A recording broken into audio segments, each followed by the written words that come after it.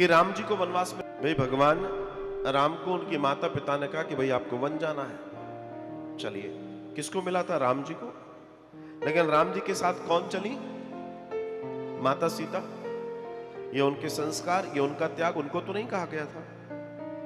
और फिर उनके साथ कौन चले? श्री लखन जी। उनको तो वनवास नहीं मिला था। ये दर्शन। अब इसके बाद सत्ता खाली है, कुर्सी खाली है, कौन कुर्सी पे बैठना नहीं चाहता? लेकिन भरत जी ने कहा ये मुझे नहीं चाहिए, इसे वापस दो जिसकी है। भरत जी आते हैं, ले जाते हैं, लेकिन वहां से उनको वापस लौटा दिया जाता है। और जब उनकी पादुकाएं लेकर आते हैं तो भरत जी नंदीग्राम में निवास करते हैं। और नंदीग्राम में निवास करते हुए भरत जी शत्रुघ्न जी से कहते हैं कि तुम अयोध्या में पादुकाओं को रखो और उनके साथ शासन।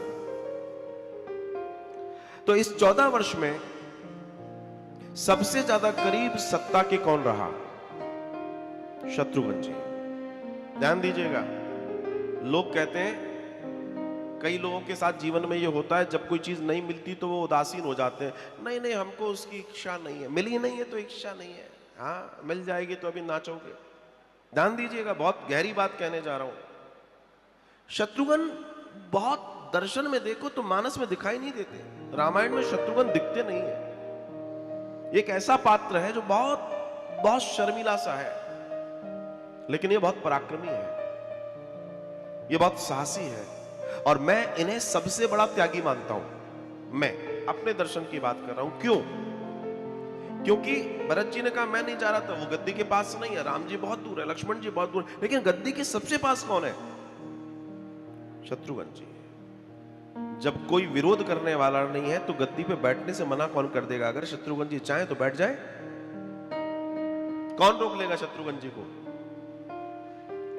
भाई मेरे सामने चीज रखी है, कोई रोकने वाला नहीं, कोई टोकने वाला, मेरे सामने कोई वस्तु है ही नहीं तो मैं कहूंगा नहीं मुझे जरूरत नहीं है, ऐसा हो सकता है। लेकिन जब सामने रखी हुई चीज है और कोई रोकने वाला नहीं, कोई टोकने वाला नहीं, पूरी सत्ता मेरे हाथ में है, तो व्यक्ति उसका उपयोग करेगा।